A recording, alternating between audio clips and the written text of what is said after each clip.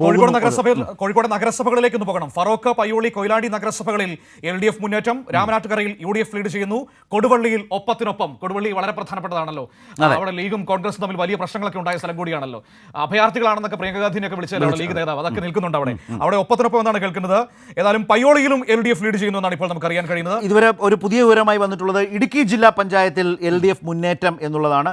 LDFന് ലീഡുണ്ട് എന്നുള്ളതാണ് അതുമായി ബന്ധപ്പെട്ട വിവരം വന്നത്.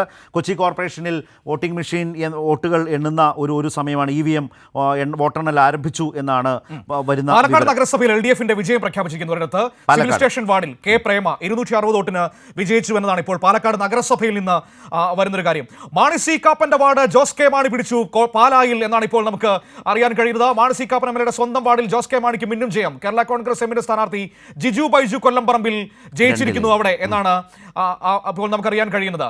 വനിതാ സംവരണ വാർഡായ പുലിമലക്കുന്നിലാണ് അവിടെ കാപ്പന്റെ വാർഡാണ്. അവിടെ ജോസ് കെ മാണിയുടെ സ്ഥാനാർത്ഥി വിജയിച്ചിരിക്കുന്നു, LDF സ്ഥാനാർത്ഥി വിജയിച്ചിരിക്കുന്നു എന്ന വിവരം ഇപ്പോൾ നമ്മുടെ മുൻപിലേക്ക്.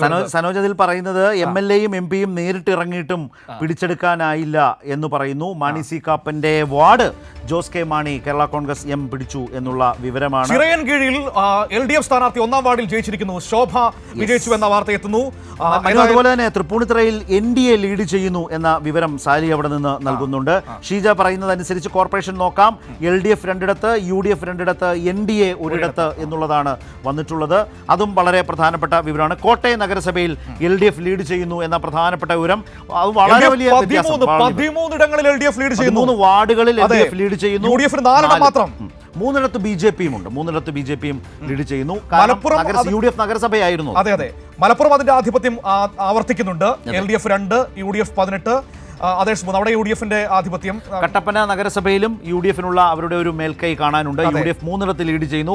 കൊച്ചി കോർപ്പറേഷനിൽ 13 LDF സ്ഥാനാർത്ഥികൾ വിജയിച്ചിരിക്കുന്നു. 13 കൊച്ചി കോർപ്പറേഷനിൽ 13 UDF വിജയിച്ചു. നല്ല വ്യത്യാസത്തിലാണ്.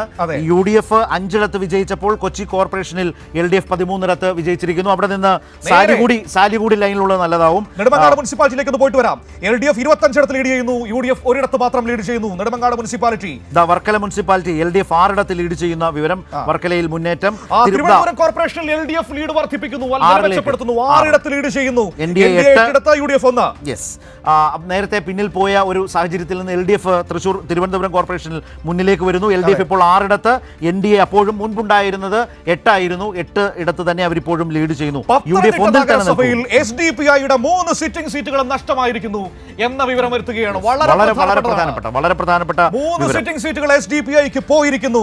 അതുപോലെ തിരുവനന്തപുരം കോർപ്പറേഷനിൽ മുടവൻ മുകളിലും പൊന്നുമംഗലത്തും LDF മുന്നിലാണ് എന്ന വിവരം കൂടി നമ്മുടെ മുമ്പിലേക്ക് വരുന്നു. ഏറ്റവും പ്രധാനപ്പെട്ട ഒരു വിവരമാണ് പത്തനംതിട്ട നഗരസഭയിൽ SDPIയുടെ കയ്യിലുണ്ടായിരുന്ന 3 സിറ്റിംഗ് സീറ്റും നഷ്ടമായിരിക്കുന്നു എന്നുള്ളത്. അത് ആ നഗരസഭയുമായി ബന്ധപ്പെട്ട അവരുടെ ആ സിറ്റിംഗ് സീറ്റുകൾ വലിയ തോതിൽ എപ്പോഴും ചർച്ചയായി മാറിയതാണ്. ഏതായാലും അതങ്ങ് വേണ്ട എന്ന് പത്തനംതിട്ടക്കാർ തീരുമാനിച്ചു. SDPIയുടെ 3 സിറ്റിംഗ് സീറ്റും നഷ്ടമായിരിക്കുന്നു. നെടുമങ്ങാട് മുനിസിപ്പാലിറ്റിയിൽ LDF ലീഡ് ചെയ്യുന്നു.